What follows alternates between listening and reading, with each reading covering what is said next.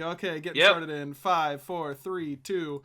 What's up, everybody, and welcome into the Backliners podcast. I run Barracuda as per usual. Barra, you have a stash. Who could have guessed? Who would have known? I know. I would have known. Well, yeah, that makes one of us. Yeah, so one of the guys at work was like, I was talking about my stash and how I look terrible with the stash. And then he was like, there's no way. And then he bet me $20 to show up to work with the stash. And that was Monday. And today's a Wednesday and I still have the stash. And for some reason, it makes me a more confident person. And also, people at work, they respect me now. I have They didn't before. Is that what you're telling me? No, they didn't before. And I think it's like the police officer persona. I was going to say, you do look a little bit cop-esque. Yeah, or like a firefighter, you know, one of those. Yeah. It does look good on you, for the record, despite what I just said. Right? It's weird. It shouldn't look good, but it does look good. It does. And part of me wants to shave it off, but part of me is like, you've never had just a stash before for longer than like 24 hours. Sure. Or probably like 8 hours, honestly. How does Destiny feel about it? I think she's mixed feelings as well. Okay. Yeah, you might want to get that locked in. That's the key. Mm-hmm. That's the one you've got to make sure, you know. The deciding vote, yeah. Yeah. Once she makes her deciding vote, I'll shave it. I'll do the Incon saver shave, you know, with Destiny. Oh, smart. Except she's not giving me any money. I'll just do it for free. Yeah, it'll be less good in that sense, but you know. Yeah, it's nice though. A lot of random people said hello to me today, and that normally doesn't happen at work. But you know, I just look them in the eyes, and they're like, "Hey, how you doing?" I'm like, "I'm doing." Commands fantastic. respect. You have to respect this, man. No doubt about it. It's nice. Well, I'm happy that it's working out for you. It's looking great, buddy. Thank you. I hope to see it at Worlds for sure. Before we get going on this episode, I do have to let you know that this bustling holiday season, get Factor and get nutritious, convenient meals to keep you energized and on jam-packed days. No wonder it's America's #1 ready-to-eat meal delivery service. Get 50% off with code BACKLINERS50 at factormeals.com/backliners50. Big shout out to Factor Meals for sponsoring this week's episode. All right, Barry, we got some patch notes to go over. We got some patch notes, I guess, before... There's a new god or something, right? Yeah, new god. This is a me and Clumsy hybrid release. I was First finishing ever? up...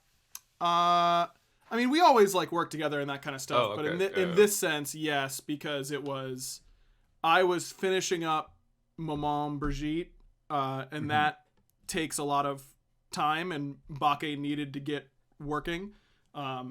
So he kind of stepped off of his like year 11 planning, got Bake kind of going off the ground, and then as soon as Maman Brigitte was launched, I came in and took over. And it is not easy to go from god to god, like back to back like that. That was definitely difficult. A whale of a time. It sure was. But I've been waiting all podcasts to say that, by the way. I thought of that before the podcast. Wow, you did. Like, wow, I'm proud of you, man. That's I think it's a stash. Yeah, it's just bringing a whole lot of extra power. Extra oomph. Extra oomph for sure. Yeah, I don't know if you got a chance to like watch his like in-game thing. I assumed you didn't. Nope. But he's a solo lane guardian who converts protections into basic attack damage. His basic attacks are an AoE around him. And he cannot increase his attack speed, but instead converts attack speed into haste. Like for every 1% attack speed he gets 1% haste. So reduced basic attack penalty. You aren't, when we first implemented that, people were building a lot more attack speed. I don't think you really need it because his one gives you 50% attack speed, quote unquote, but 50% haste. But like that plus Shoguns and you're good for the vast majority of team fights. Does it go through walls? No. No, his base attack does Okay. not go through walls. It's not huge. When you use your Mm-hmm. one or when you alt, it does get bigger to 20, which is pretty big. But still not. It still doesn't go through walls. It is treated like a basic attack. I've seen a lot Mm-hmm. of people really disappointed that he doesn't proc basic attack item passives. We tried a lot to let him be able to do it. We knew people would be sad. We were sad. That sounds awful to balance. It just I didn't think we could do it, to be honest with you. It was just a call that had to be made on Mm-hmm. we just need to restrict this. Like, we could have given him reduced effectiveness, Yeah, like but Charybdis or something. right, but like Charybdis, her item passives are reduced properly, but things like Mm-hmm. Death's Toll are not. Those work Mm-hmm. differently. We couldn't do that for Bake either, just with the way that the game is built. And the reality was, when you get to hit 6 targets with Death's Toll, even with the cleave debuff on it, he could just heal for 100 HP a wave. Interesting. And that's just a lot. you know? Yeah, That's that just sounds a like lot. And that's before you talk about him walking into your jungle with mannequins, or anything no. like that. Yeah, I didn't think about that. I honestly forgot mannequins was a thing. Yeah, it is a thing. We talked about, I remember Ro and I had a lot of conversations about mannequins. Mm-hmm. We, I wish we could have done it. Maybe there was a good solution, but we didn't feel like there was an acceptable one for us. So we had to make that call. But I think the conversion of attack speed into haste ended up feeling really good. And feels very fun. Haste has always been a very fun mechanic, but one that's very OP on crit characters and characters who do a lot of in-hand damage. He will do a solid amount of in-hand damage, but he never like one taps you. He's very. It's just kind of like chunk with his autos because he can't gain that attack speed. I think his loop ends up working pretty well. For those of you who are looking for some tips for Bake leading in to playing him either on PTS or in live, he is definitely a gladiator shield god, because his loop is really use basic attacks to reset your 2 cooldown. And your 2 is how you're applying this curse damage reduction. The damage reduction is a really, really strong thing to be able to do that doesn't always feel strong because you can't see it. It's an invisible thing. We've talked about it when it comes to like Osiris Tether, I think, on this podcast, how Osiris Tether is easily one of the strongest abilities in the game, but it doesn't feel like it is because you can't tell how much damage you're reducing necessarily. But you will, if you are amplifying your curse, if you can put 20% damage reduction onto a backliner in a fight for 6 seconds, that is huge. Like, it matters so much. And that's before you even talk about his ultimate or anything like that. So I do think that is one of my few concerns with Bake, is that he's going to do things very strongly. They just are partially invisible. But I think one of the things that works against damage reduction for a character like Osiris is that it's just only in that one spot and it isn't a forefront of his kit. We really wanted this idea of applying damage reduction to your enemies to be a forefront of Bake Kujira, and so by that, I hope that it will be a little bit more noticeable to players, like, oh, I'm not doing nearly as much damage. It's really noticeable in solo because he hits you and the wave, and now you're clearing the wave slower. You'll notice it there, I think, for sure. Yeah, I think also on top of Osiris, or on the topic of Osiris, he just doesn't like kill you as a soul winner.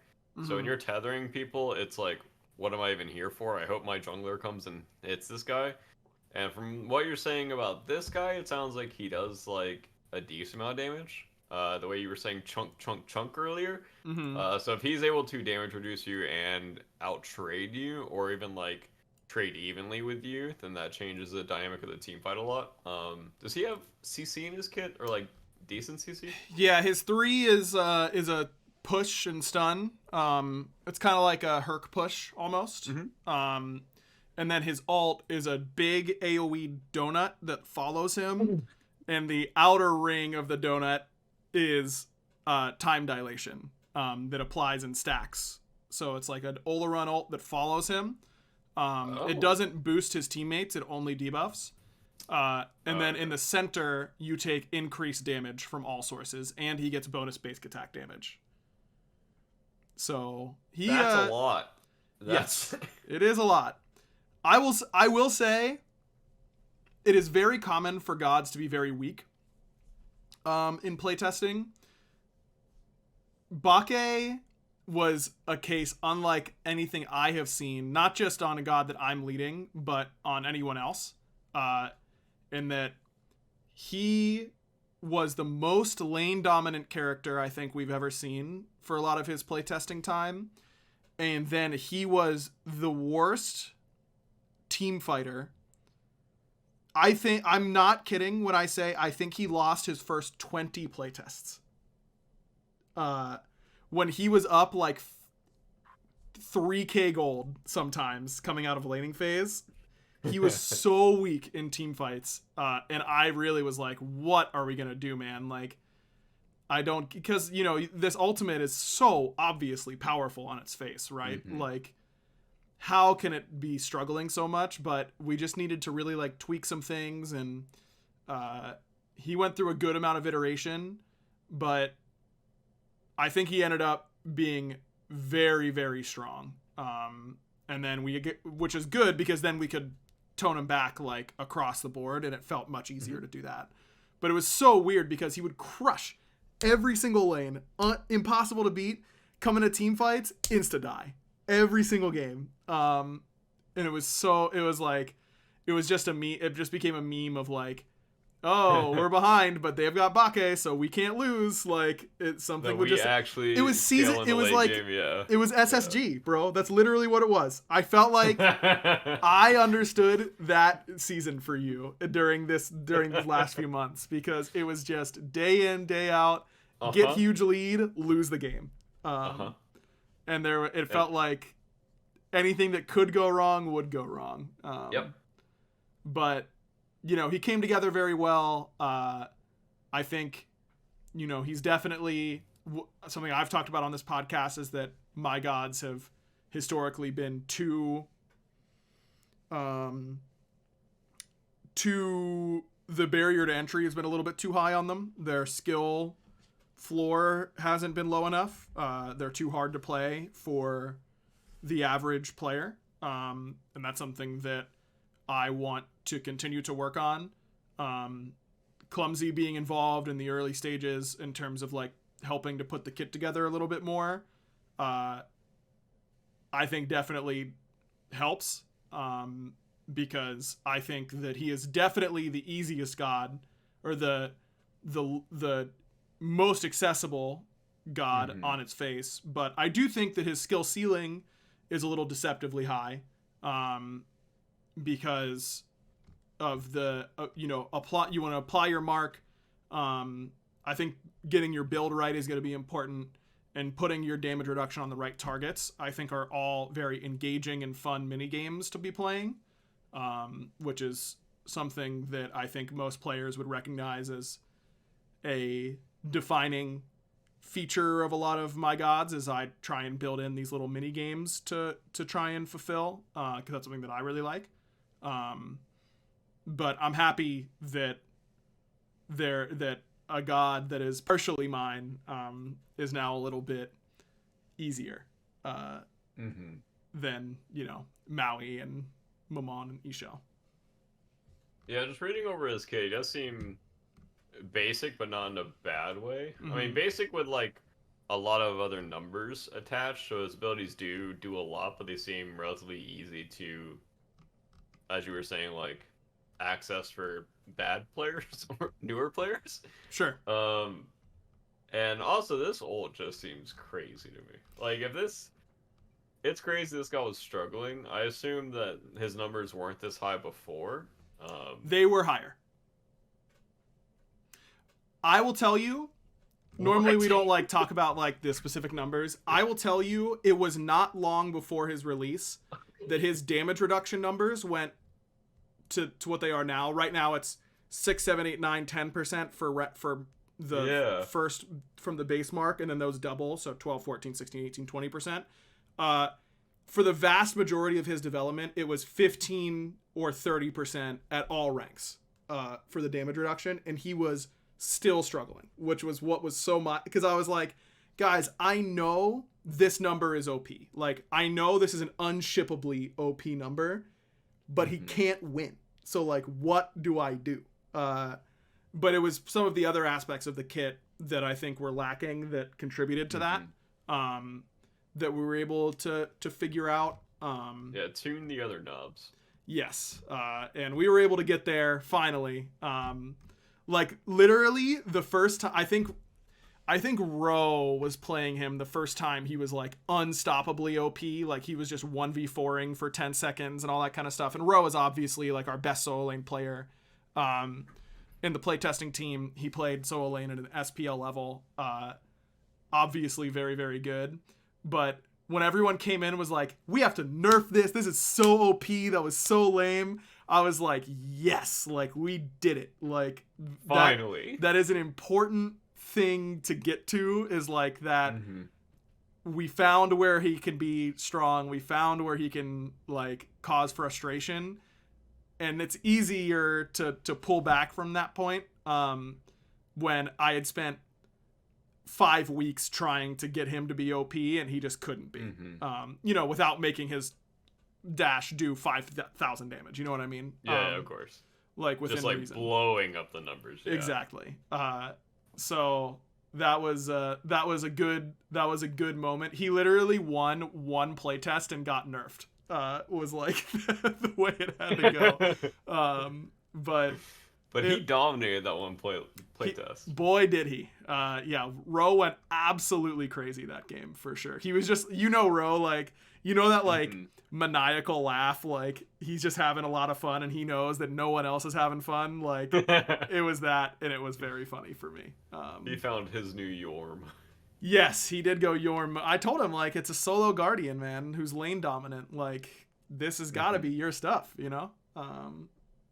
And I think we got him there. Also, something that I'm really excited we got in, so his ult, like, thematically, is that he starts to, it's a whale song, he sings, and that's what causes the time dilation.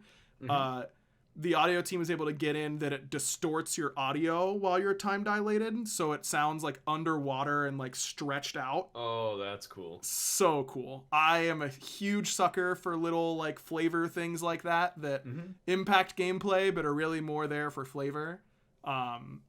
And yeah, like, I was unbelievably excited whenever I was talking to our audio team during one of the meetings, and I was like, is there any feel free to tell me to shut up, but could we like do this, do you think? And they were like, yeah, that's a sick idea, I think we can do it. And then they like nailed it first try. It was crazy.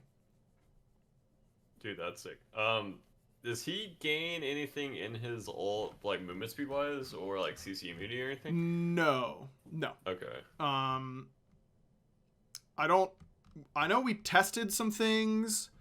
I think we talked about making him like root immune. Boy, I really hope we didn't, because I didn't write that in the description. My brain is like so fried. I'm literally just like thinking out loud. No, he's knockback immune when he threes because it has a long windup. But no, we talked about that. But that was because he did have trouble sticking on people because it's a really big area, but in reality, people just beads. Here's your Bake tip. If you have someone in the inner, like, you dash on someone, they've got nothing, they have no beads, whatever, you want to S key a little bit when you ult to put them in the tie-dye zone, and then you catch up and basic attack a few times, then you S key a little bit, put them back in the tie-dye zone, get those stacks built up, and just kind of like keep them on that edge where you can basic attack them, but they still get tie-dyed every once in a while because it takes some time for them to fall, those stacks to fall off. What did you guys come up with tie-dye? Time dilation, tie-dye.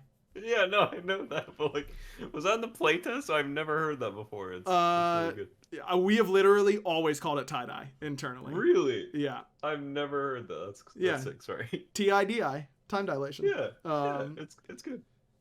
Yeah, that's really big, is to get some time dilation stacks on them, basic attack them, let them get some more debuffs, get some more time dilation stacks, all that kind of stuff. That ups your lethality a lot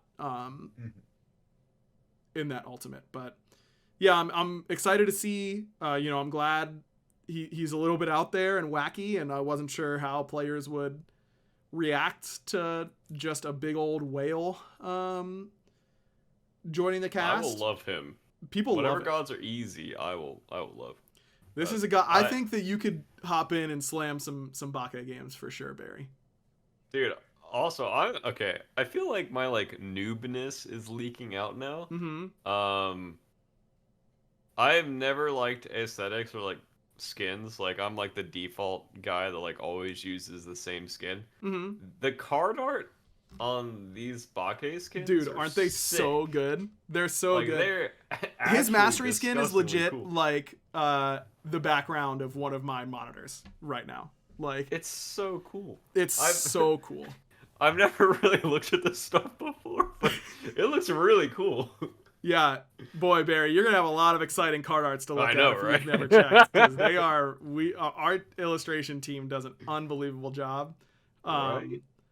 Yeah, his mastery skin in particular. You have to see the whole thing because it's like a little bit cut off almost in this thing. You can see the full water because it's like this reversed perspective of him. Mm-hmm. Coming out of the water, but it's down. It's unreal. If you go to the Closer Look blog, I think that's the full. It's like the article right before this. Here, I can post it in the. Oh yeah, I'm looking at it now. That's so cool. Twitch chat. There you go. Yeah, it's so good. Just dude, it's so sick. I called something a juicer at work, and they had no idea what I was talking about. Did they have to? Did you explain it to them? No. Or you just go oh, never mind. Yeah, I was just like, yeah, it's just a word I say. I didn't want to go into this whole long spiel about it, Yep, I was. It's just a word I say. One of my childhood best friend, it was his bachelor party in New Orleans this weekend, and I was there. Ooh, nice. And most of his friends are not gamers at all. And what did I say? I said, we something bad happened in our card game, and I was like, oh, GG, man. And they were like, what? And I was like, oh, never mind. I was embarrassed to explain it. That's the most basic gamer term. Yeah, just played a game GG, ever. Yeah, it was good. It was game over, so it was good game, and they just did it. Oops, sorry for swearing. Shameful. Yeah, it's just so easy to just say it. It's so in our vocabulary by now that you can catch most of them, but some of them are just so ingrained in you. I had another really bad one, but it was to my one friend there who is a gamer. We were disc golfing one morning because we wanted to see one of the New Orleans courses. It was just the two of us, and I don't know if you've been corrupted or if you've talked to Andy enough to get this most recent one. Andenster is a habitual gamer phrase creator. He just 100%. Always says these weird things and they just catch on. He is a big user. I think he's the one who got me hooked on using juicer, by the way, when something was good, that's a juicer. But Naisu is a thing that gamers say. Oh, but that's what everyone says. But he started saying nice soup. And so sometimes we'll go that's a nice soup, when something goes well, or just nice soup in general. And my friend Jeff had a good shot, and I was like, that's a nice soup. And he was like, what? I was like, yeah, never mind. How do you even explain, nice soup? But try it out. Nice soup is good, by the way. That's a good one. I need to cut that off. No, it's good, Barry. It's good. Here. I'm telling you, something's gonna go well for you. You're gonna go nice soup, and it's good. You're gonna like it. Everyone's gonna look at me like I'm stupid. And well, just explain. That's a nice soup. Like that's all there is to it. Okay, let's move on to some of the balance changes. Duel. Did you see this Duel stuff here, Barry? Did you read these patch notes before this? No, I literally got off work and then I went to the gym and then I came home, did some chores, and then I streamed and I'm here. Awesome. I love that. We're going to get the true live reaction. So we've been talking with some of the top Duel content creators. They want some changes to the mode. They want it to stay fresh. A big problem with the mode, in our opinion, is that the same gods are always going to be very good in Duel, and we do not have the bandwidth nor the desire to balance them specifically for Duel. So we're just going to switch it up. The top 25% of the roster in Duel is now automatically banned for this patch. That means no Anhur, Hades, Hoyi, Bastet, Uller, Anubis, Bakasura, Poseidon, Maman Brigitte, Scotty, Freya, Raijin, Kronos, Jingwei, Arachne, Pele, Amuzan, Morgan Le Fay, Set, Hebo, Alquang, or Hera. You can't play them in ranked Duel. They also still get their 12 bans per game. And I'll bet you there are going to be a lot of gods that never have seen any play meaningfully in Duel that all of a sudden see a lot. That's crazy. Over this next patch. Way? She is... okay, Max of Statistician fame, friend of the podcast. You know him, you love him. He tweeted that...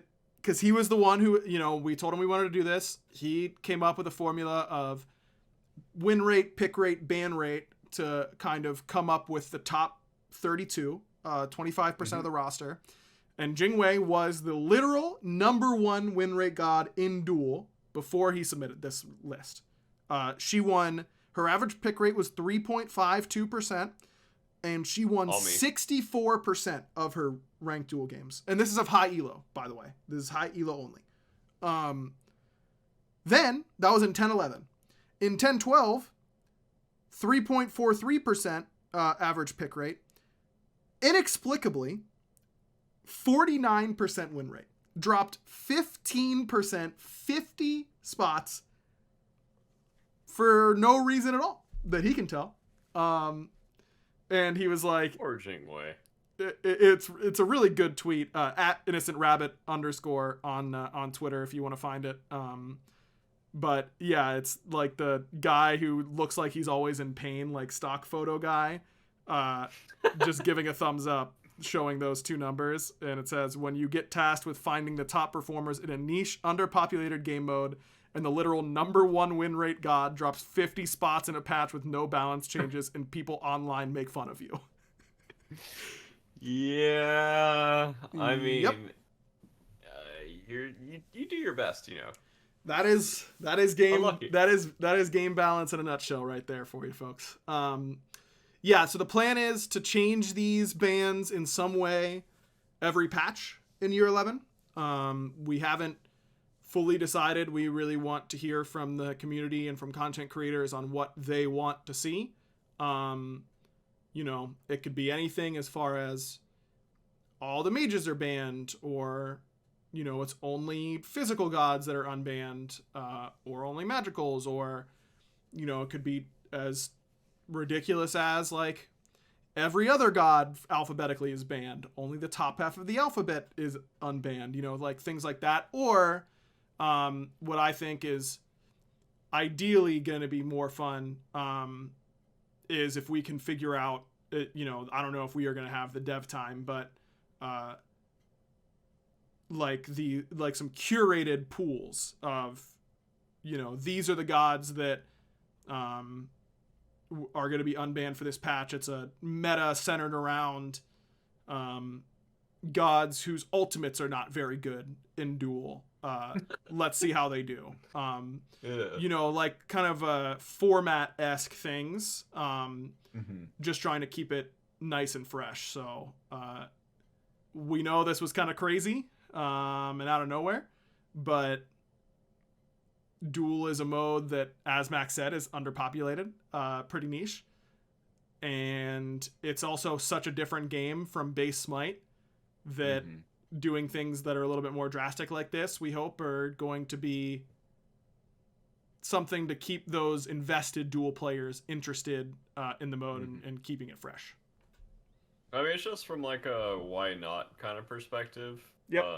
I mean, since it's underpopulated and you, like you said, you have a niche population playing it, they're probably tired of playing against the same characters and banning the same characters for literally years now, I'm assuming. Yep. So yeah, I mean, I like the change a lot. It's very spicy. The targeting the meta sounds fun as well. I assume you can't, but if you could do like, I don't know, like a tournament inside Smite to see like who's the best in like this meta. Because if it was a leaderboard, then that would just be like abused by people like sniping. Like yeah, people would. Count. I mean, I think that there's a world where we could definitely release some info on like here, like it's going to be interesting on who the top god in this meta is going to be, right? Like, is it just whoever was number 33 on the list? Or is it going to be someone who had a very low pick rate, but now their pick rate skyrockets? And then if we were to completely unleash the whole mode again, maybe someone who didn't see play before all of a sudden does see play.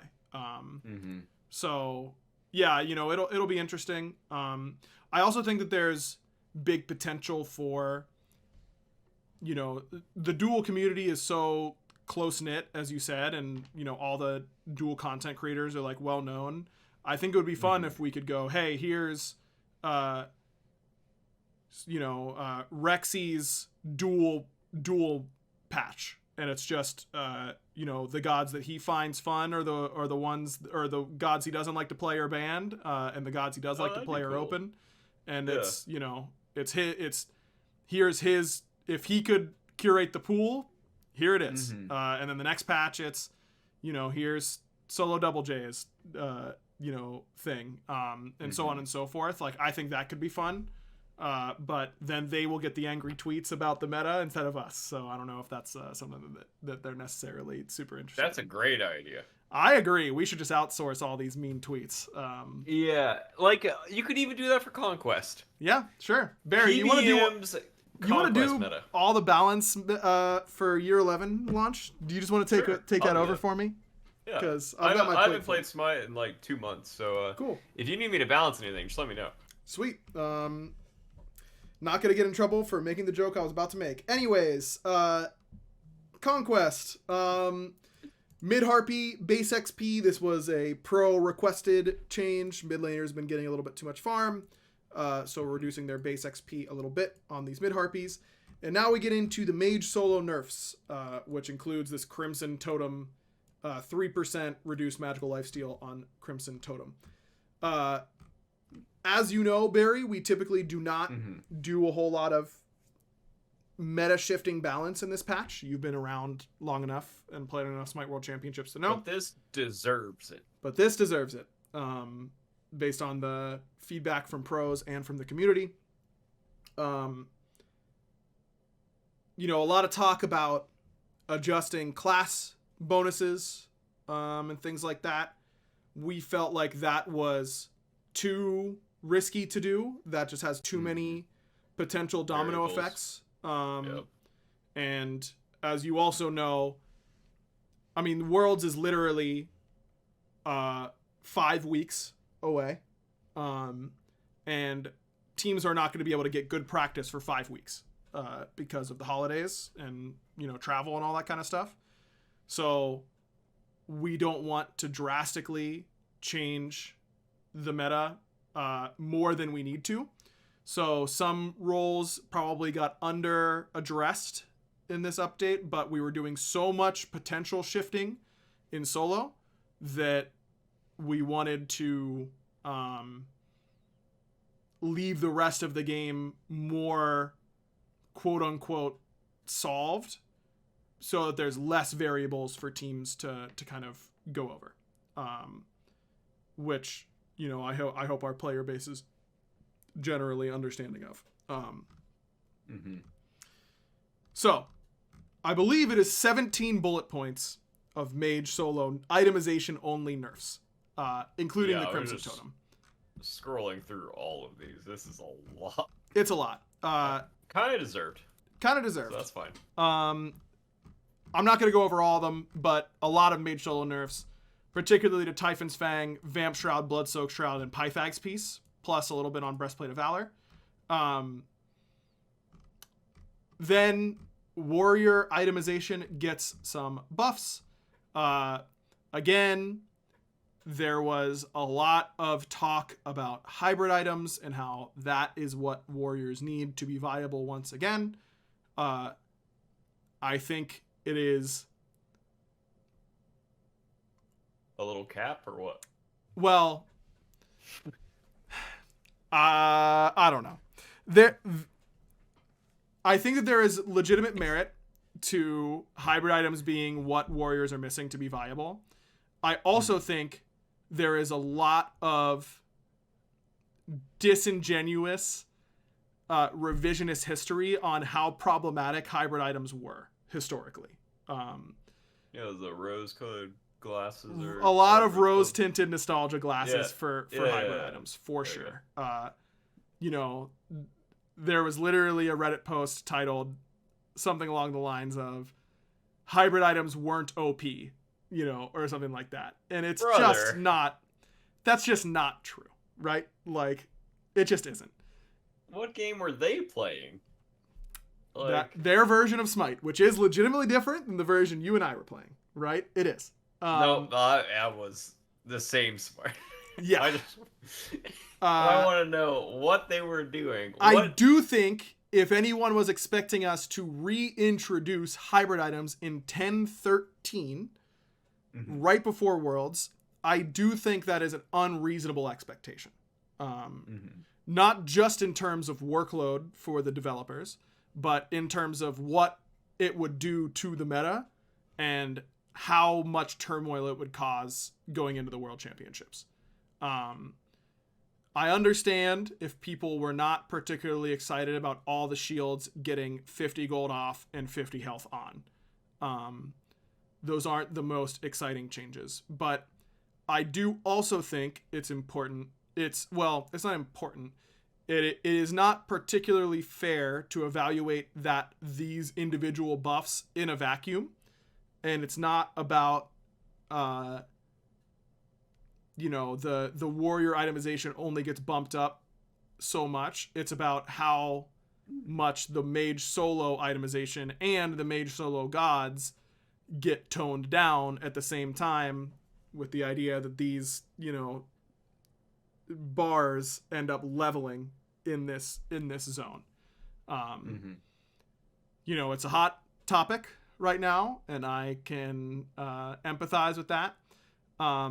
I would like to say, as I'm pretty sure I did last week, 2 weeks ago, whatever it was, but there is no one individually on the balance team who has an agenda against warriors. I'm a little disappointed I have to explicitly say this multiple times, but that is not the case. There is no one on the balance team who particularly wants mages to be strong. You sound like a politician right now. Well, Barry, there have been a lot of quotes on Reddit from podcasts from over a year ago of things that I've said, and so I want to be very clear. Wait, really? Yes, there have been a lot lately, and I knew, I give these huge spiels at the beginning of every single balance talk, because I've always said it's because someone down the line is going to take this out of context and use this as an argument against what we're doing, whatever it is. That continues to be the case, and I understand that will happen, and it is unavoidable. There is no way someone went back over a year ago. Oh, yeah, for sure. Bro, go outside, touch some grass. That is Bear's opinion, not mine. That is crazy. Only a man with a mustache that powerful is able to say those things. Go do something productive. I know I played mid when I played in season 2 competitively. I don't care if mages are good or bad. I just want the game to be fun for as many people as possible. That is all I want. Vote for The end. aggro. Oh. No, don't vote for me. I don't want the votes. So yeah, some warrior items get buffed. Pestilence gets 100 gold off and 15 HP 5. I think this will be a pretty appealing rush item into a lot of these warriors. Into a lot of these mages rather, if they are still viable. Archdruids get some prots. Dawnbringer gets HP 5 as well, even though the passive is more late game scaling. Giving it HP 5 makes it a better first item to potentially help you in lane. And Warrior's Axe getting 5 power is starter item power is very important for what pros do. And 20 power is a lot among physical starter items. And it is not just warriors, as strong as mages are currently. It wasn't that long ago that they were not being played in mid because Set mid and Pele mid were running all over the place, and they weren't exactly being played in duo. And if Warrior's Axe is too good, then it's really easy to play things like Pele mid with Warrior's Axe and get some good sustain and all that kind of stuff. So just put the solo mage in mid. Yeah. Yep, you could do that. Genius. I solved the issue. You're cooking. You're welcome. I am a little surprised at how the general reaction has been. That it seems like the initial reaction, this is all before people play, is that mages are still miles ahead of warriors in solo, and this might not change the meta whatsoever.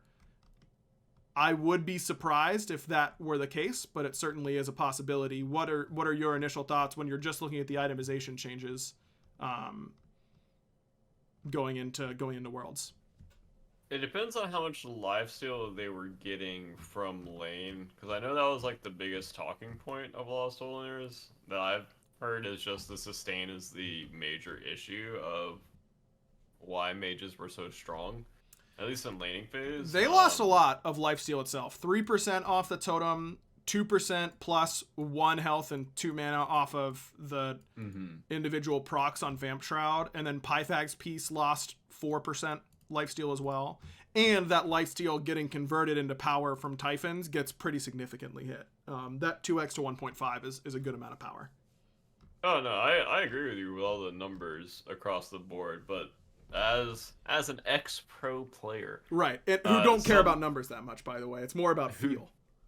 Exactly. Sometimes when you still feel the green numbers and you're still getting healed and you've been playing the same way for so long, sometimes it's fine. And if the enemy team starts playing warriors or guardians and they're playing against your mages you've been playing for a long time and you're very experienced with playing with this playstyle for a long time, sometimes you're just going to continue with that playstyle, or you're going to find the warriors or guardians that some mages are still good into, and then figure out ways to exploit those mage matchups versus the tanks.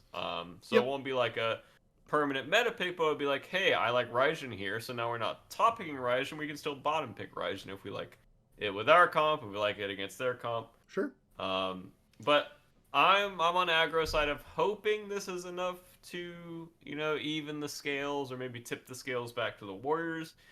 But since I haven't obviously scrimmed in a very long time or played solo lane recently as of 2 months, I will say that I'm not sure. But looking at the numbers, the lifesteal is getting hit largely across the board. And if sustain was the major issue, which I've heard in solo laner streams, then I'm hoping that this will solve the issue. But also, like I was talking about earlier, the Warriors exchange is a little scary for mid laners, but I don't think I've seen too much set in Pele mid recently in SPL. No, not too much recently. Well, obviously they're on a break.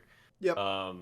But at the tail end of the SPL games, I don't remember seeing too much of it in mid. But also, I mean, I like the buffs to the warrior arms across the board. The pestilence buff is a very exciting change because the problem with that item for a long time, I never wanted to go that item first because it feels so like lack of sustainy. Yeah. You need your sustain somewhere else on like health or mana or somewhere.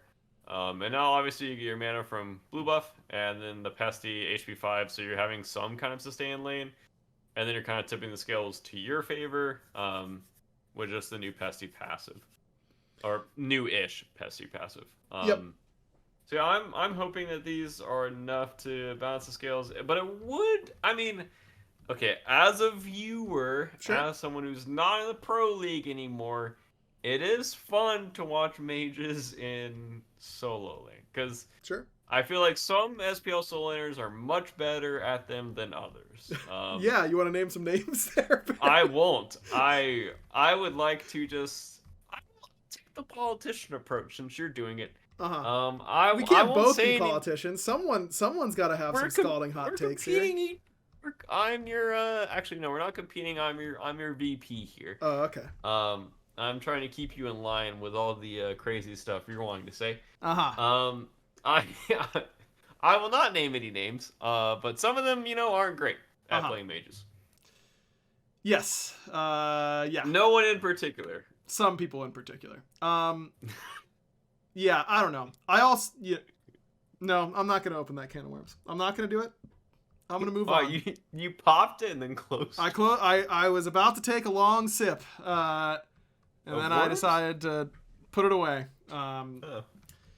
This is what the Reddit posts and the Reddit comments get you. Is I don't want to talk anymore. That's the punishment.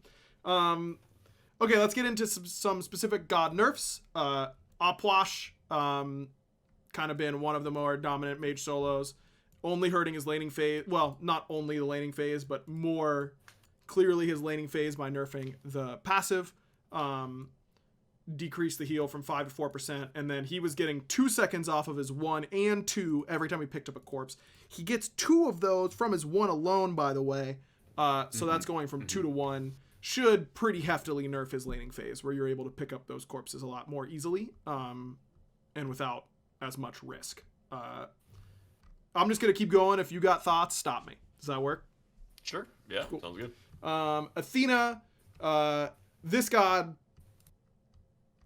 we've talked about it a lot on this podcast. I think Bobby and I talked about it last week. I'm surprised that pros are still struggling against her as much as they are, because she continues to do the same thing that she's always done. But the ult's OP. Yeah, it's been the same ult the whole time, Yeah, but it's a different meta aggro. I agree. You gotta put on the pro goggles here and think about all the scrims where Athena's in the game and you're okay. Are you visualizing this? Yeah, let me close my eyes. Okay, I'm scrimming. Yeah, close your eyes. What role am I playing? Scrimming. You're playing ADC, okay? Okay. It's the easiest for me to talk about. Sure. What's my matchup? That doesn't matter. This is hard to visualize. You're playing Jingwei. Oh, wait, no. Okay, what hunter do you want to play? You're playing Ullr. Okay. And the other guy is playing Cupid. Oh, tough. I got counterpicked. Unlucky. Yeah, that guy just really wants to win his lane. Yeah.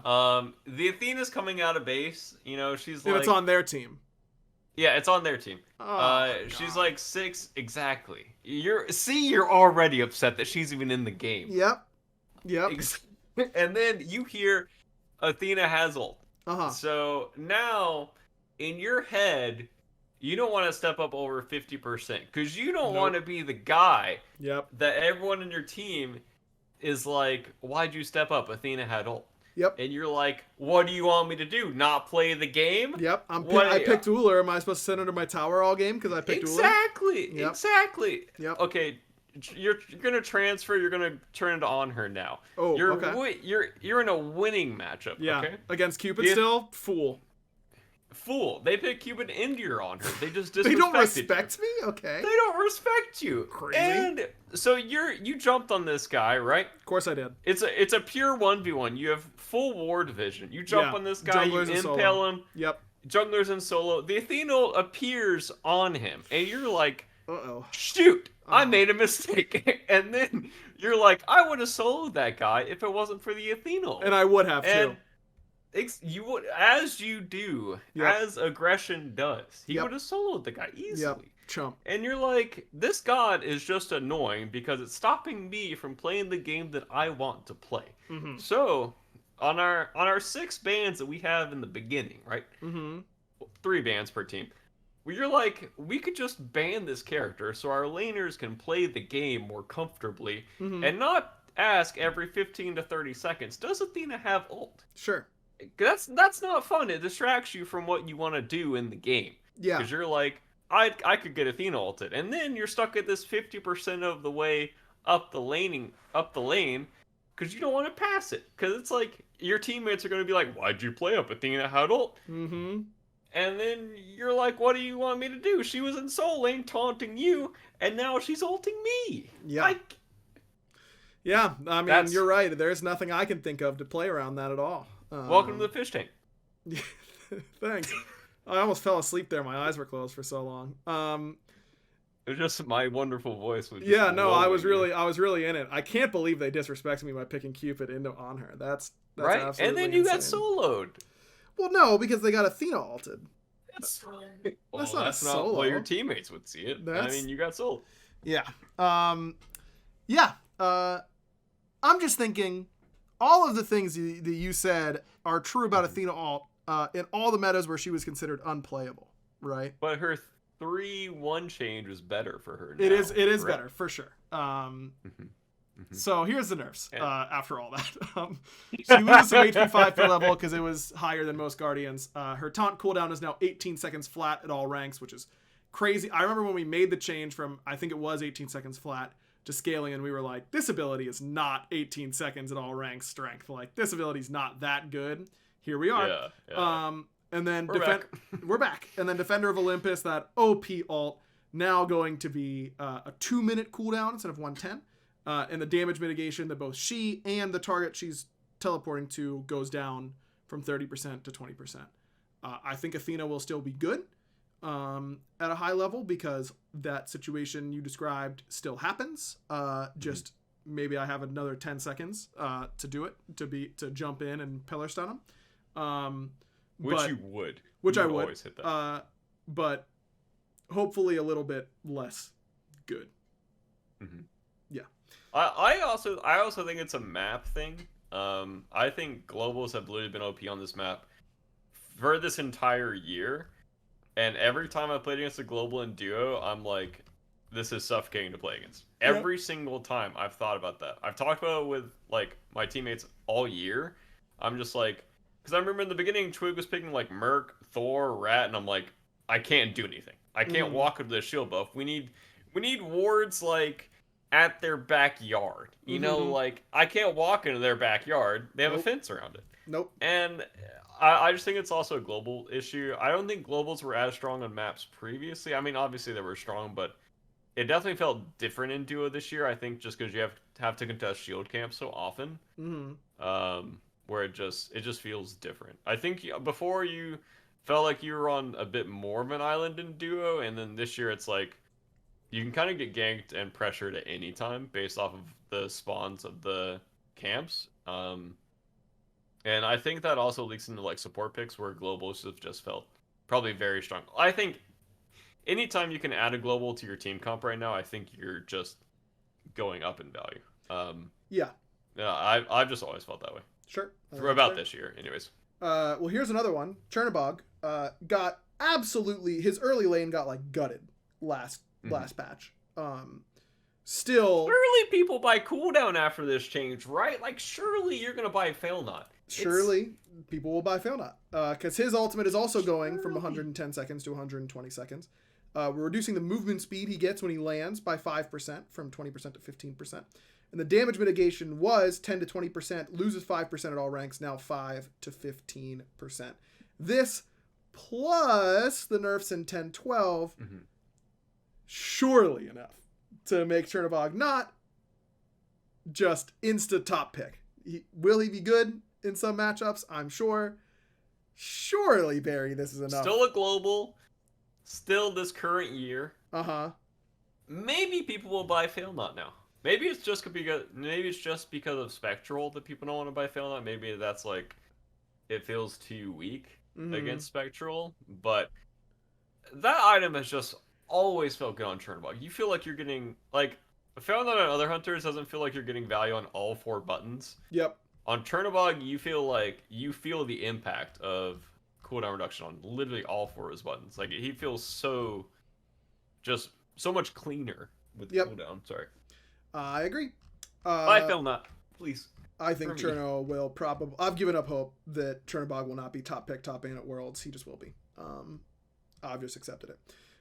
Maman Brigitte. The bonus... This is all for Madame's Mark, but it's underneath the description of Madame Fangs. But it will be, whether you apply it with her 2 or her ultimate, that mark damage gets its scaling cut in half from 5% to 2.5%, and now no longer has any base damage. It was 5. It now is 0. It is just 2.5%. That mark pulse damage was always meant to just enable your passive and cause your soul spikes to happen faster. It was not intended to be a primary damage source in and of itself. I think this is a pretty sizable nerf to Maman, but you know, from my perspective as the one who designed her, when I see, oh, her passive does so much damage to me, I'm like, yep, as intended, as it's supposed to. It's when her other things are also doing too much damage that I think is the potential problem. And this, I think, was contributing far too much damage to her combo. Because this, you know, it's 2.5% scaling and 5 base damage, but this will hit you 5 times very easily. So I think this is going to be a pretty sizable nerf to her. I hope it doesn't take her out of meta for Worlds because, you know, it's cool to see the new god, you know, the newest god that is available for comp play at Worlds, and she's, in my opinion, fun to watch. But I think there's definitely a chance it might, because I think this is a pretty big nerf. Yeah, I thought this god was pretty mediocre in jungle for most SPL junglers. I think I only saw it perform well like maybe 1 or 2 jungle games. Scream had a good jungle game on it. Pantom, love the guy. That guy should not play Maman. I mean that. Well, he's got some time to warm it up before Worlds. He does. I'm a Penny believer. He'll be good on her. I will say this: I thought Dardaz was the best Maman player by a pretty wide margin. Shinto a country mile. Like he looked by far the best. I thought Shinto looked the second best, and then Scream, and then I don't know if anyone played her besides Panny. I think there were only those 4, but the mid laners looked better on her than I thought any of the junglers did, which I thought was funny. But yeah, Dardaz was going crazy on this god. Yeah, he was going to goat mode. Okay. Poseidon, all of a sudden kind of became the top mage solo. In talking to pros, it was a lot due to his objective damage. So we nerfed his passive, which is where a lot of his objective damage comes from. And then in solo, they were maxing to 2. So we're increasing that cooldown that was 16 to 12 to now 15 seconds at all ranks. And nerfing the base damage on Trident by 10, which is really by 20 if you hit both sides of it. Pretty clear nerf. Poseidon's also been sleeper OP like all year. He's been statistically very strong. So definitely warranted of a nerf. We'll see if it will be enough. Raijin is now, when you look at the numbers his kit does, he's now worse than he was before his spicy buffs. Like, you get the small amount of cooldown reduction from the basic attacks.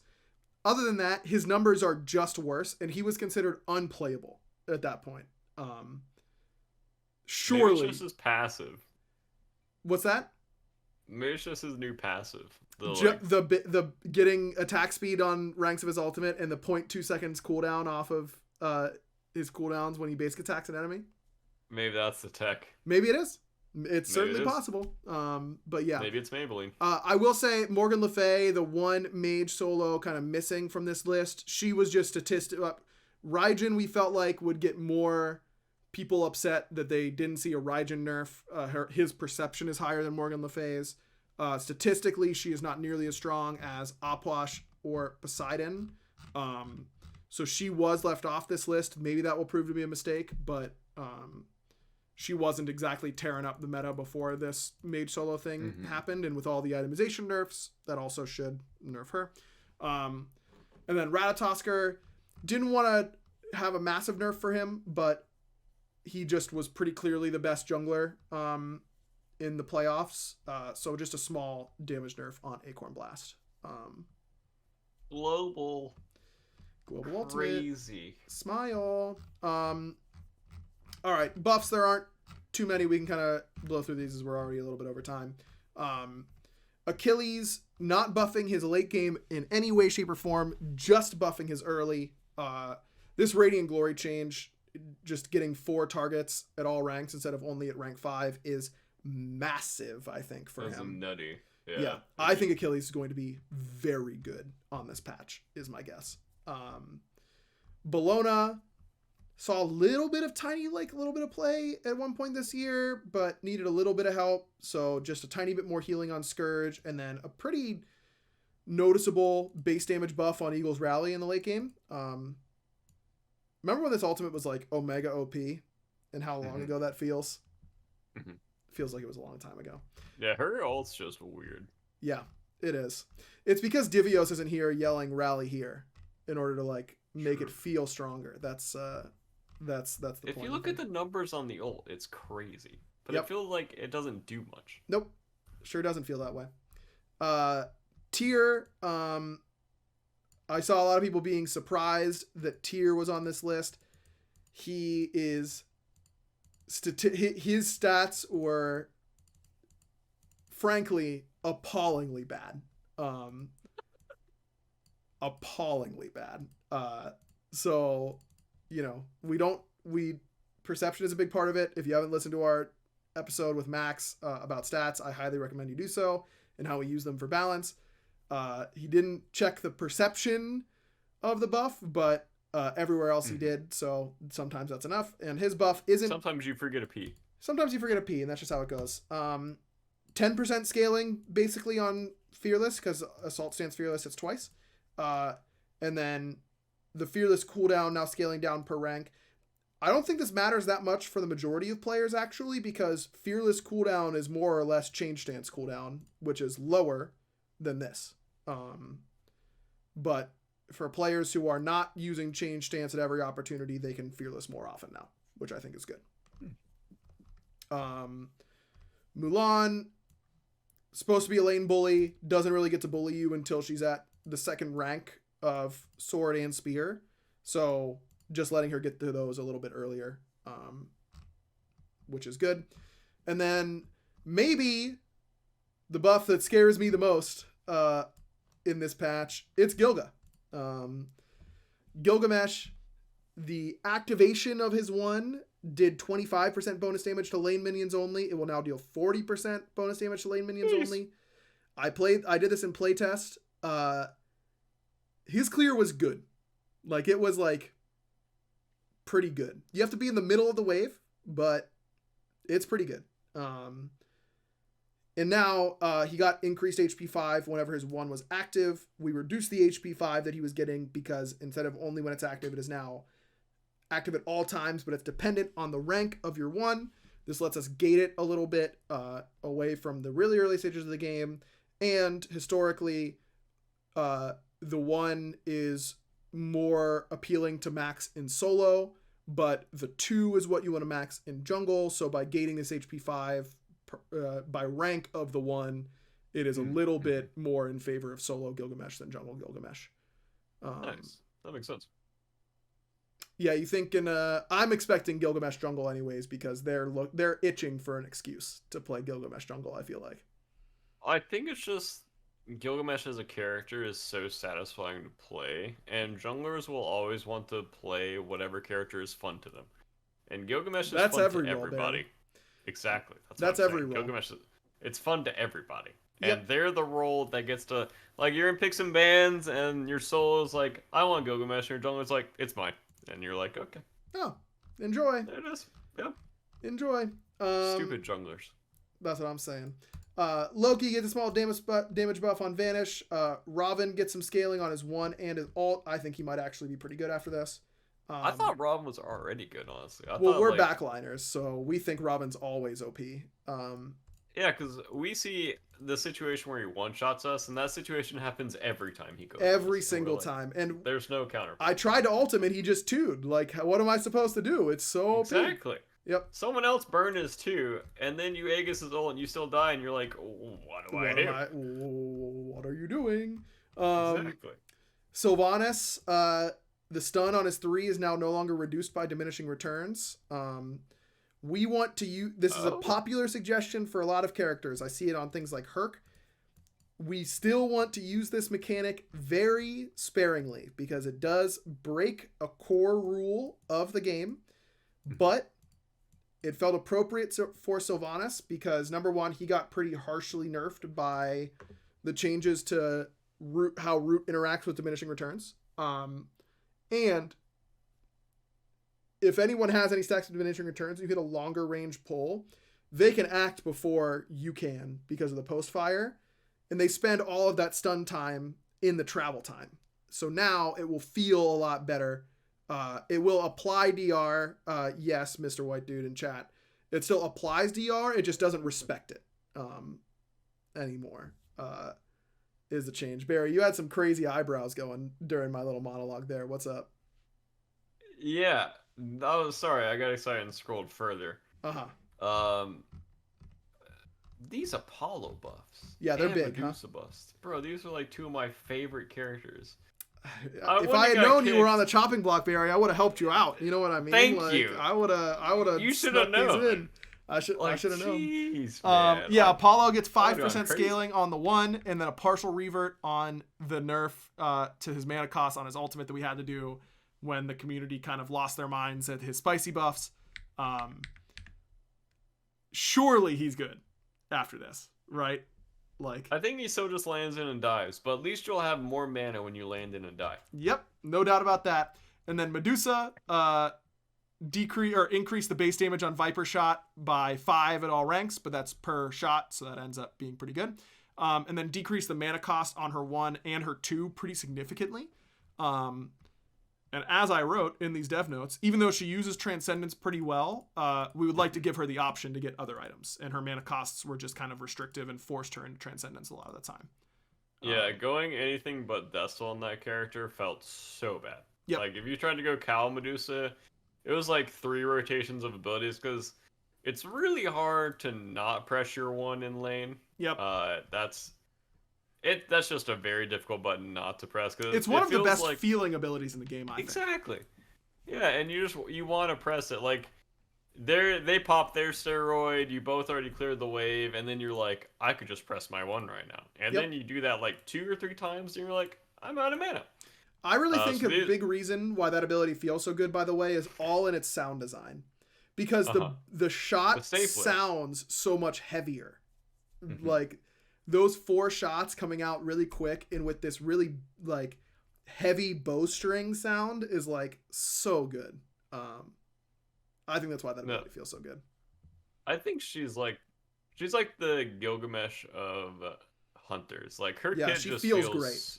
Yeah, it feels so. I've always been like a fighting game guy in Smite. Like, I find the combo of each character, and then I just press that over and over again. And all of Medusa's and you combos actually feel really satisfying. You get some of those combos named after you, right? Like the Soul combo, the Barracuda which combo. I started. Which you started. No one had thought of it before you. And no one does it quite as good as I do, and that's a little bit ridiculous. Isn't it crazy that no one has gone with the aggro Medusa combo of Hydra's Medusa? You can get so many... It's OP. I've tried that. It's not great. Okay. It's not great. I'm going to make a change to make Hydra's Medusa OP. That's what needs to happen. She gets it on every single auto over 1. That would be broken. Oh my goodness. That would be so No, that good. would actually be good. Now it's not good.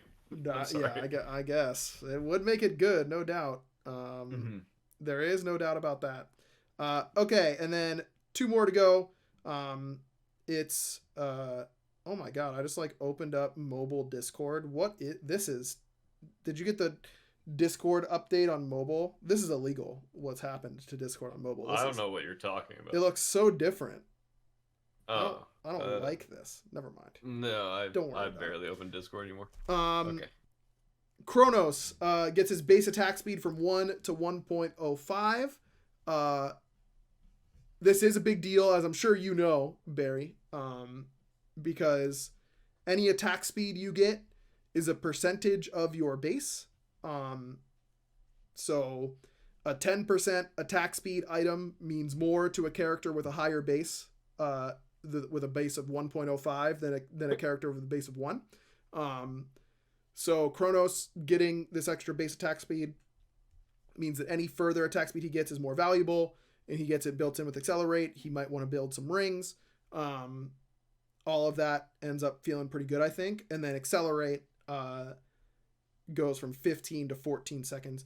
When we were looking to make this buff, we were looking at base stats, and I thought we could go higher than 1.05, but there was actually only one mage in the entire game that had a higher base attack speed than 1. Everyone was 1 except for one mage. Barry, do you know which mage also has a base attack speed of 1.05? Agni? No. It's Olorun. Olorun is the only other mage that has a base attack. Agni gets a lot more attack speed per level than most mages, if I remember correctly.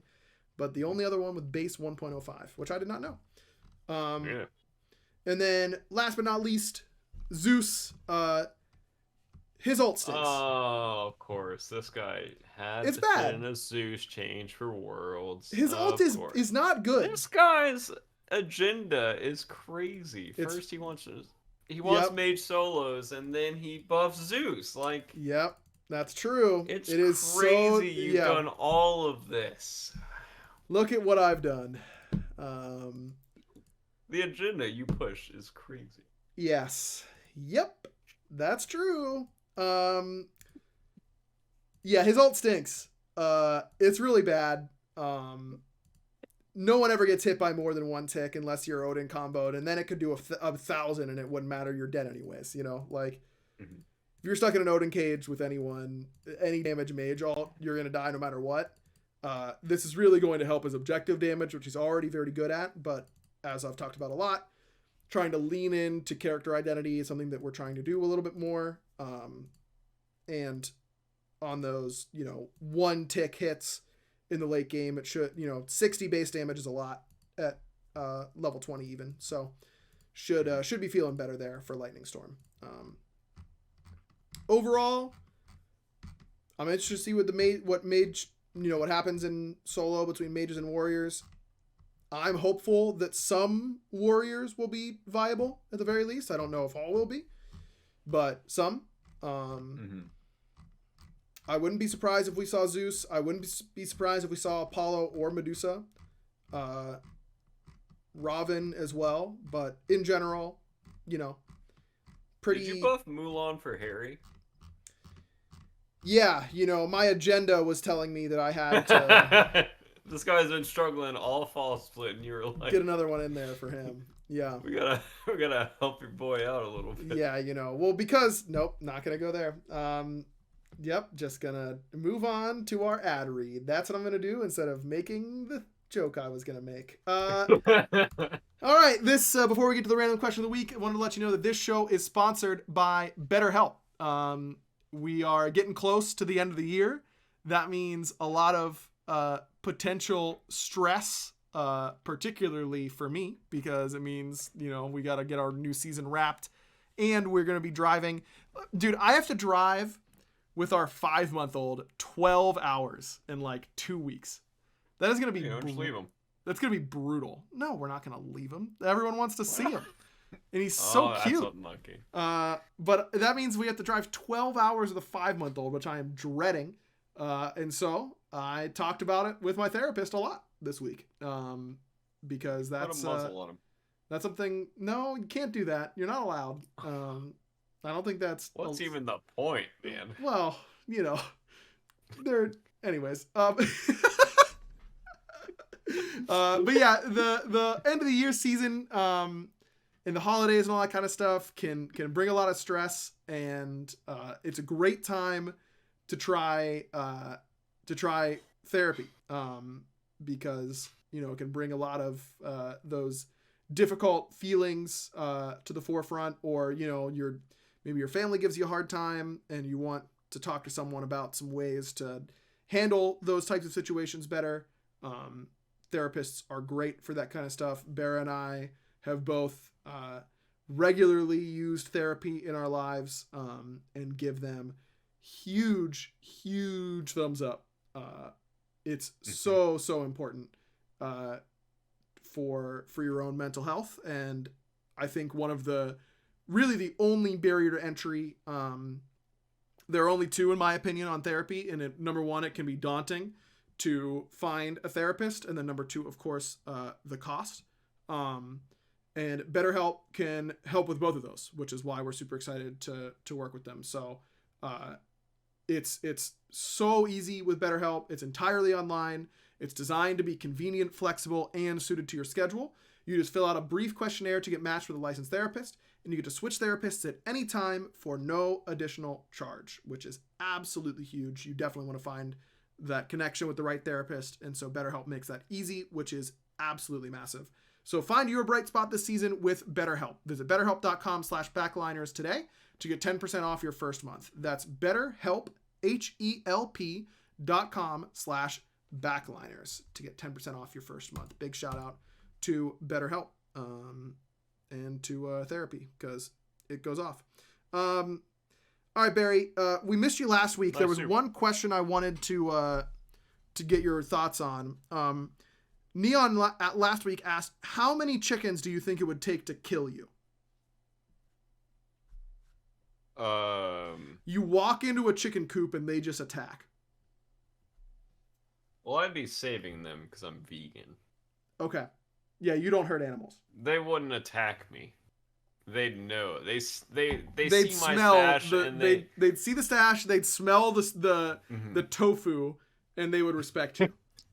And that's what would happen. Fair enough. Exactly. Or they would think I was food, because I think that they eat soy. Yeah. But yeah, to answer the question, I saw a video on Reddit of someone making tofu, like the traditional, like OG way of making tofu, and it was really awesome. I'm gonna see if I can find it and send it to you. That sounds fantastic. It was like 3 minutes, and it was great. Okay. Messi wants to know, what time do you consider to be early? I'm a contractor who starts at 7 a.m. every day. So hearing some pro players complain about waking up for 11 a.m. scrims blows your mind. Oh, Messi. Yeah. Oh. 11 a.m. is basically like asking them to stab themselves in the eyes sometimes. Anyways. Oh, yeah, 100%. Early for Messi is 4 a.m. They don't want this to come off as competition. They're just curious about others' lifestyles and people who get more sleep than them. Oh my God, and Hiru's normal alarm is 4 or 5 a.m. because they start work at 7. That is crazy. Yeah, my wife wakes up now with our kid, I mean, she's up in the middle of the night all the time, as am I. But even before we had our son, her normal alarm was like 4:45, I think, a lot of the time. Which is absolutely crazy. What would you consider to be early, Barry? Well, I currently wake up at 7 a.m. every morning. And even on the weekends, I wake up around 8, I'd say. Which I would consider that early. Yeah. Early in the day. I would assume like midday is around like 1 to 3, and then like late or like afternoon, evening would be like 7 to 9. So I would assume, like, just based off like the way I viewed my day, if I had to wake up or do something between like the hours of 7 and 9, I would assume that that's early. Or in my head, I would just see that as early. If I had to like wake up before that, I would just say no. Yeah. So I don't view that as early because I just wouldn't. Yeah. Because I've thought about doing the early workouts, and I just know if my alarm goes off at 6 and I have to wake up, get out of bed, and go work out at 6 in the morning, You're gonna be you miserable. know, your bed is so comfy, your bed is so It's so warm, and warm. Yeah, the winter is so exactly, hard for that. It's and so much easier in the summer. you walk outside and it's just so Dark, cold cold. and dark. Yeah, and you're like, I could just be in bed right now. Like, I feel like I would do that for like a week, Yeah. and then next week I'd be like, I'm just What gonna if I go back to just working out after work. slept? Exactly. It's just so Yeah. much better. Um, Yeah, I'd say 7. 7 is early. 7 is early. Okay, I would say if I have, so I'm someone who takes a long time to wake up. Like I need multiple alarms to get me to wake up and hear them, and then I need to like have some like wake up time in bed where I'm like on my phone, just kind of like getting mentally out of sleep. And I need like 15 to 20 minutes at the very least. Are you that way when you have to be somewhere, or Yes. just normally? I will set my Okay. alarm Okay. much earlier so that I have time to lay in bed and wake up. Or else I feel like my head is just like not prepared for the day. If I have to, like when I wake up late and I have to, oh crap, look at my alarm, instantly get out of bed, I'm out of sorts like all day. I kind Is that of, an ADHD thing? I don't know. I'm not really 'Cause sure. Destiny is like that too, and everything you're describing, she relates to. Yeah, I'm not sure. But Okay. I've literally always been that way. I can never ever turn off like the you see in like the TV shows or whatever, like the person like hits their alarm and then they just like get out of bed. I never want to do that.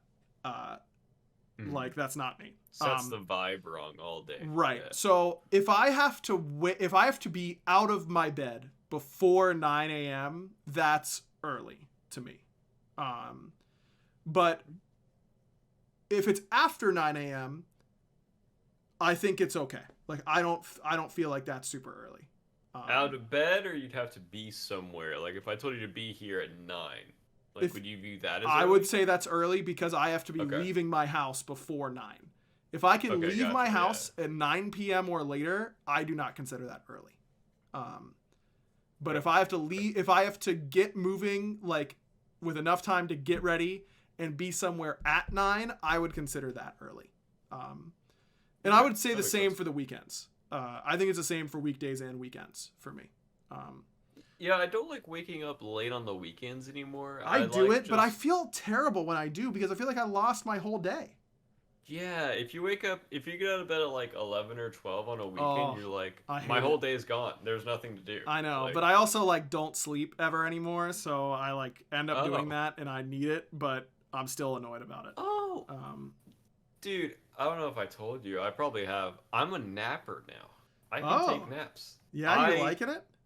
I love it, dude. This past weekend, I woke up. It was Sunday. I woke up at like 7 or 8, and then at like 1 p.m. or 2 p.m., I was like, Destiny, I'm tired. I'm gonna go lay in bed for a little bit, and I took a 90-minute nap, and Oh. it was fantastic. No, I that is felt really like- OP. The wake up early Yeah. into nap afternoon nap Mhm. combo is really strong, for sure. It felt like someone pressed the reset button on me. Like I Yeah. felt like I got another like 9 fresh hours in my day. Yep, Like, and it you got felt to do so much in the nice. early day part of the day. Exactly. You felt productive. Oh. Yeah, it's great. So nice. I'm with you on that. And then finally, Neon asked, what characteristics would you want your ideal nemesis to have? This is a good Ooh. question. That's a hard question. Well, I know, Ideal- like, because, I don't have an actual nemesis, of course. Mhm. But I know the traits that make me not like someone. Beyond the, like, obvious ones, like racism or misogyny or anything like that. Mhm. Transphobia Or whatever. billionaires. any of that we're assuming. Something that really grates me about people is if they have like someone with an ego does not bother me, but undeserved ego I cannot stand. Like if you think you're the bee. If you're just walking around like you're the bee's knees and you have done nothing, of value to make you think that you are the bee's knees, again, I want to be clear. Like, you're allowed to be confident, anything like that. But there's that arrogance line. But arrogant people who are, if Barry is like, yeah, I'm a great Jingwei player and is being arrogant about it, I'm not going to be, it won't bother me in the slightest. Especially if I have the mustache. Because he's got a mustache, number one, and I'm not saying nothing to a man with that mustache. Nope, nothing. And he's proven that he is a great Jingwei player. Talk your talk. I'm about it. Like, I like it. If you come up to me and you're like, yo, man, I'm a way better mid player than you, I'm going to be like, okay, like, sure, dude, whatever you say. And I'm going to think that's annoying. So my nemesis would definitely have an undeserved ego. That is a number one, like, instant annoyance factor for me. I was thinking in terms of like Pokemon. Yeah, that's a good. No, that's probably what Neon meant if I had to guess. I just took it in a weird way. Yeah, I was thinking, like, if I assume it would be like in a competition sort of things. And I would want someone like unbeatable but beatable at the same time. Like, I would have to work extremely hard and be able to defeat them. But I want it to feel unbeatable in the moment. And then you end it with a victory. I wouldn't have a nemesis if I wasn't competing against them in something. So that would be my perfect nemesis, is kind of overcoming them. Well, in the Pokemon example, Gary is a great example of someone who has an undeserved ego, right? Like, he comes into Professor Oak's lab like he freaking owns the place, and he lost his first Pokemon battle to me, who just got a Pokemon for the first time. And he still thinks he's better than you. Yeah. Smell you later? Are you kidding me? Right? Like, get a grip, Gary. Like, what are you talking about? Yeah. No, I'm with you. Yeah, someone who, like... Gary is just a good rival because intentionally trying to, like, pick... he picks, like, your weakness. You pick Charmander, he picks Squirtle. That would annoy me, Like, come on, dude. And I know it's a 50-50 from there, right? And that if he picked the word, like the one, like in later generations, there's a rival who takes the weaker type to you, and you're like, oh, this guy's an idiot. But or he's so good he doesn't need the advantage. No, they were an idiot if I remember correctly. They weren't very good. But Pokemon sucks, by the way. Actually wrong. I've been playing Pokemon again. It's so fun, bro. The latest Pokemon game that they put out, I don't even remember what it was. But Dusty was playing it. It was whatever one looked like you're playing on like an N64 game. Like, if you Violet, I think. Okay, maybe. I think what the other one is. Violet.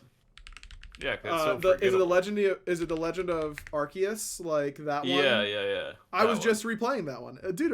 I've been having so much fun. Scarlet. That's it's so bad if you compare it to just like I've been watching Destiny play Baldur's Gate 3 lately. Sure. And the level of game that's that like is a masterpiece. In that game. Pokemon should be a masterpiece. And it was there. I would argue it was. Silver it's and Gold anymore. Was a masterpiece. Yeah, you can't have a masterpiece every time. That's impossible. Yeah, but you're just vomiting the same Call of Duty on us every 2 years. You can't say that about Arceus. Arceus is the biggest departure from the Pokemon formula. And it could have been so good, but the fans are so diehard that they're like, oh my gosh, Pokemon took such a brave step in this direction. The game could have been so good. Well, they're so hamstrung by the Switch, like what the Switch performance, like what they can do. I really think they are. Release it on PC. What kind of excuse is that? Make it a good game. They're Nintendo. They only make games for the Nintendo systems. That's literally what the entire company has always done. Then do You it playing better. Mario on Like, PC?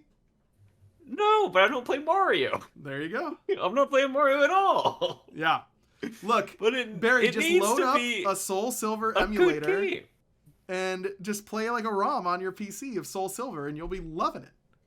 Yeah, okay. Pokemon, as Trickle was saying, it's $1 billion franchise. Surely they can release a game that's like beautiful, has voice actors, has depth, and changes the recipe every single time.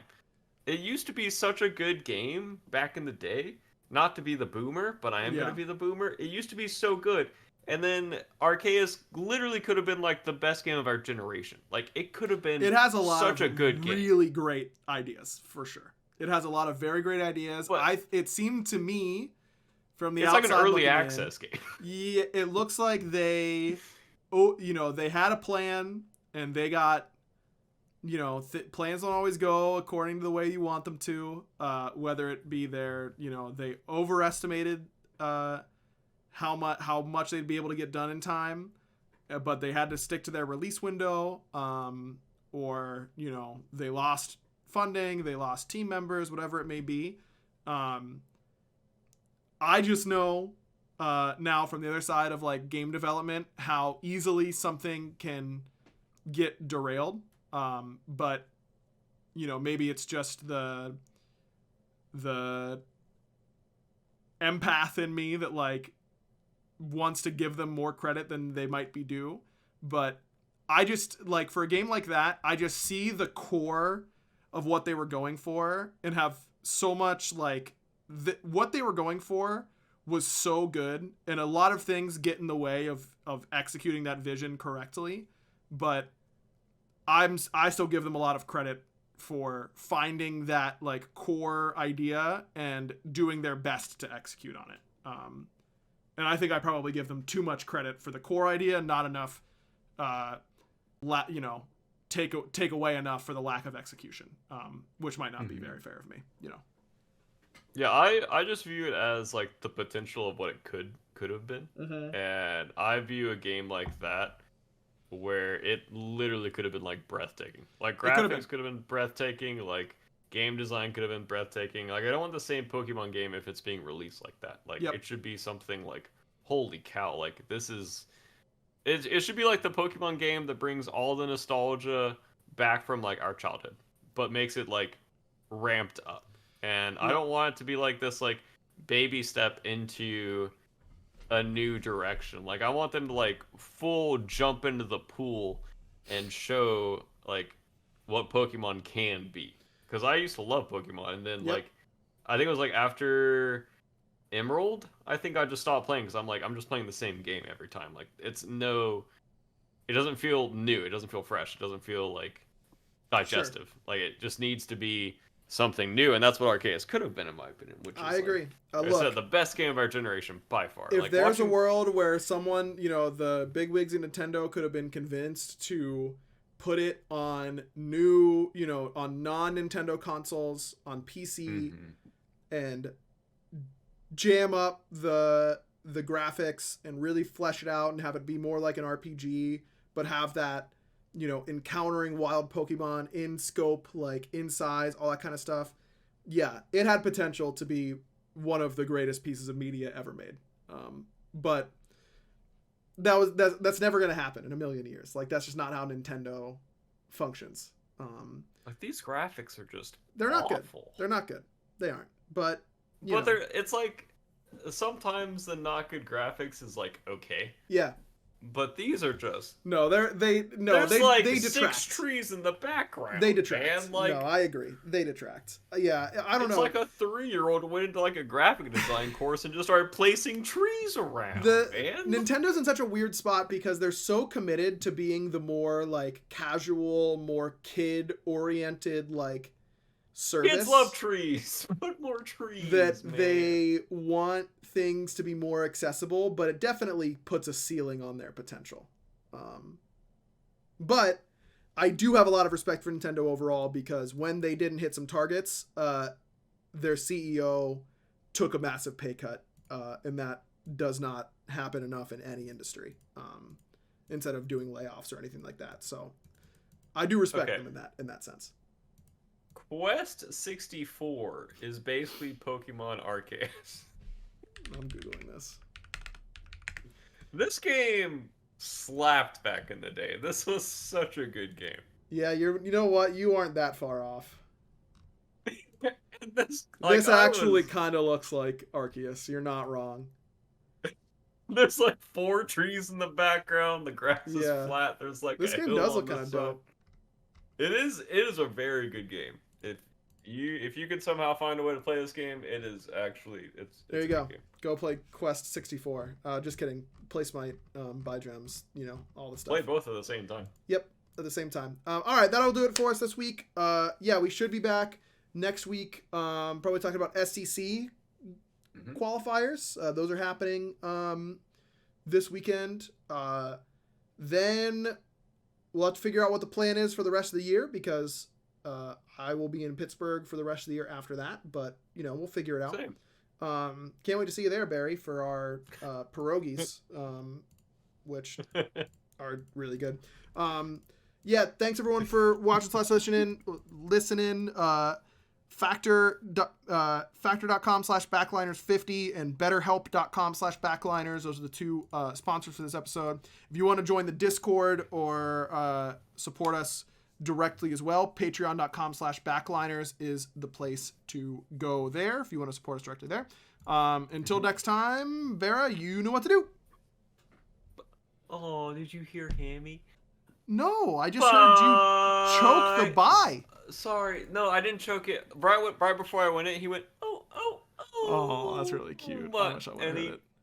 I didn't want to say my bye and then interrupt him because I didn't see if my mic was active or not. You didn't want to interrupt him. Yeah, dude, he just sounds so sad. You know what? You got the mustache, but you're still the same man. That's all there is to it. Thank you. It was a clean bye. It was clean. It was a great bye. It was clean. I won't lie. I heard that Bobby did a terrible bye, and I'm sorry that you had to go through that. Yeah, it wasn't. It's just a disgrace. It was a dark time.